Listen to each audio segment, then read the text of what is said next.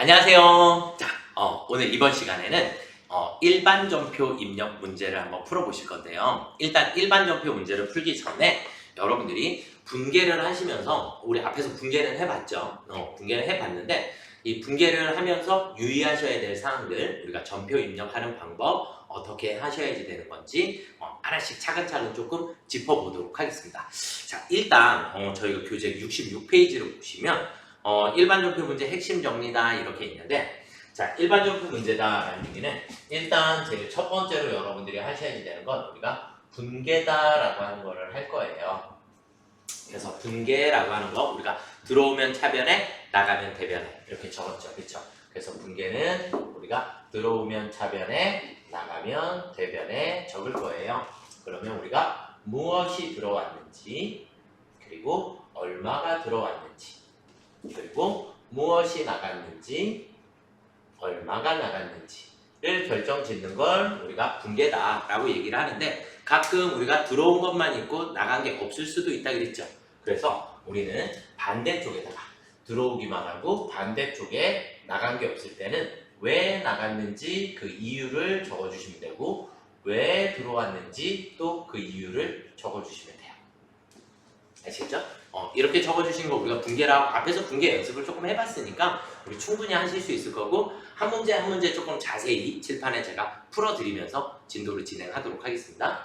자, 일단 우리가 분계라고 하는 거 이렇게 하시는데, 분계에서 계속 우리가 나오면서 유의하셔야 될 상황, 우리가 제일 중요하게 생각하셔야 되는 건 상거래. 그러니까 우리는 상품 거래를 할 때만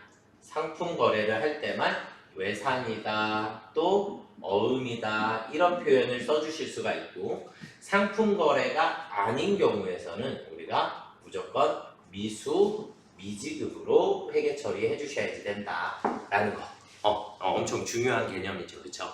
그래서 이 부분은 여러분들이 반드시 숙지를 하고 계셨으면 좋겠고, 자, 그 다음에 우리가 두 번째 있는 걸 살펴보시면, 자산부채 자본 수익 비용은 기본적으로 우리가 분계를 하실 때 차변에 잔액이 항상 남는 것들, 그래서 자산과 비용은 항상 차변에 잔액이 있도록 되어 있고, 그 다음에 부채, 자본, 수익은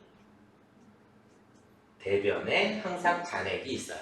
여기가 자기변이에요.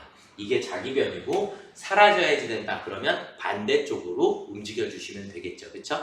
이렇게 해서 자기변이다 라고 하는 거 잘 알아두셔야지 되겠고, 자, 그 다음에 이제 아주 중요한 부분 하나, 채권, 채무에 대해서는, 채권과 채무에 대해서는 반드시 거래처를 표기해 주셔야지 된다.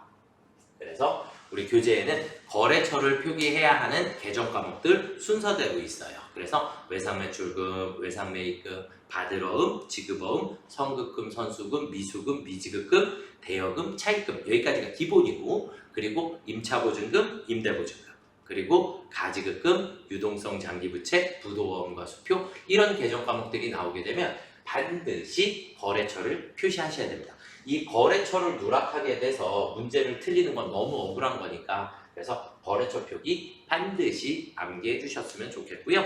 자, 그 다음에 4번에 보시면 모든 자산 구입 시 재비용 및 수수료는 원가에 포함하시도록 되어 있고, 우리 누구만 빼고 단기매매 증권만 빼고, 그래서 단기매매 증권 매입 시 수수료는 반드시 900번대의 수수료 비용으로 처리해 주시면 된다.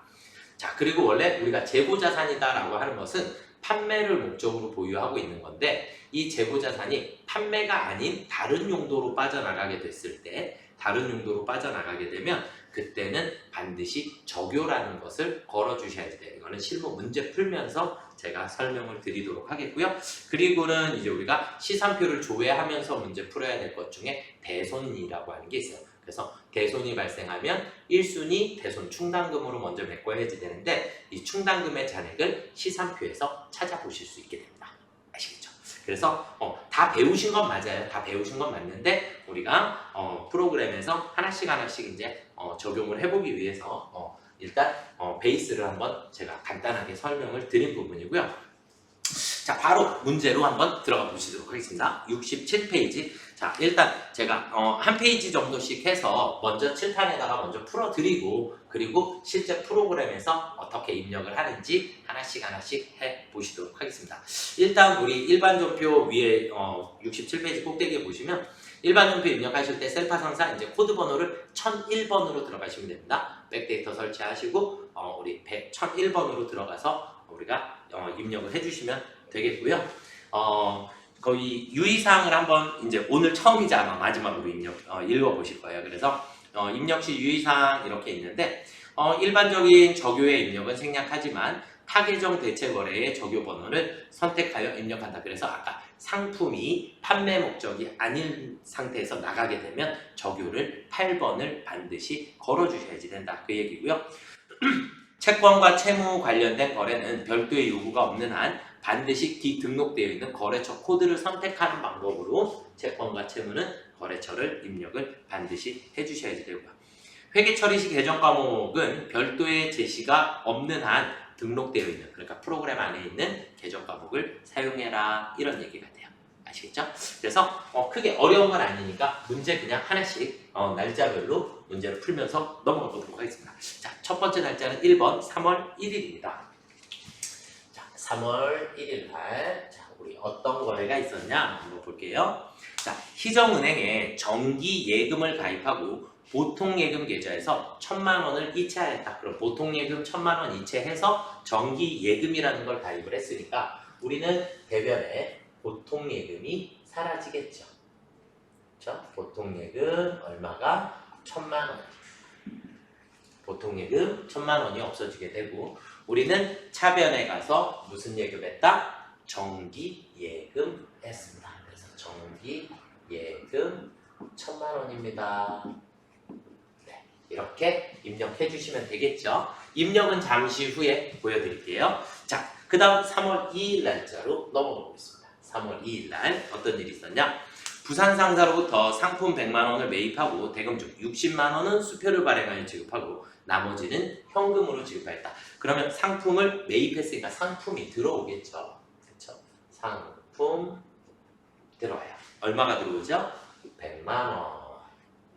상품 100만 원이 들어오게 되고, 자, 그리고 대금 중 60만 원은 수표를 발행했어요. 우리 수표를 발행하면 무조건 대변에 뭐가 나간다?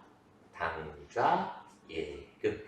수표를 발행하면 무조건 당좌 예금 60만 원 이렇게 처리해 주시면 되겠고, 나머지 현금으로 지급하였다 그랬으니까 우리는 현금 40만 원이 나가겠죠. 그렇죠? 이렇게 분개해 주시면 됩니다. 분개해 주시면 되겠고, 자, 그 다음 3일날로 한번 또 넘어가 보겠습니다. 3월 3일날 부속나라로부터 상품 600만 원을 매입하고 대금 중 550만 원은 어음을 발행하여 지급하고 나머지는 현금으로 지급했대요. 그러면 저는 차변에 상품이 또 들어오겠죠. 상품 매입했으니까 이번엔 600만 원어치를 매입을 했고요.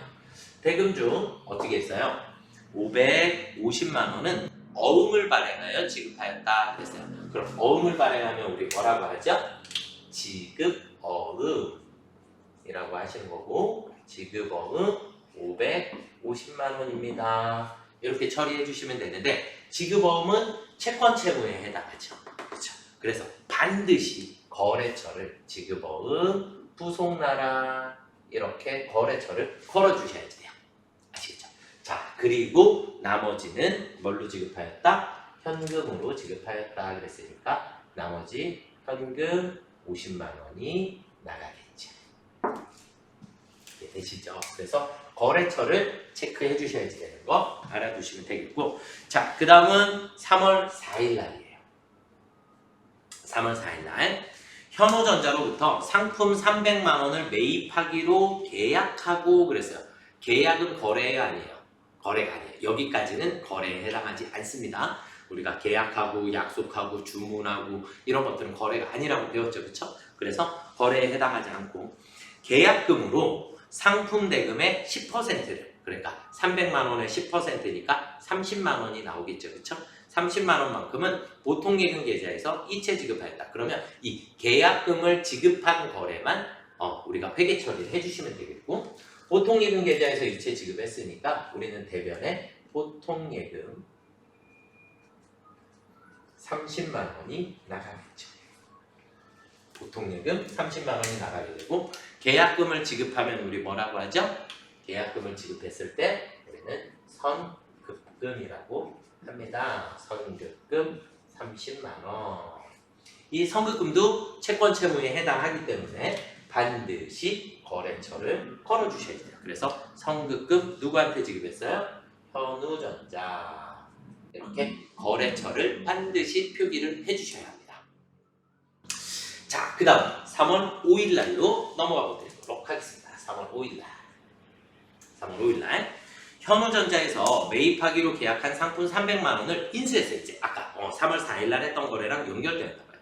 그래서 3월 4일에 지급한 계약금 30만 원을 차감한 잔액은 외상으로 했대요. 그럼 상품을 인수하고 그랬으니까 인수했다, 상품을 받았다 이 얘기예요.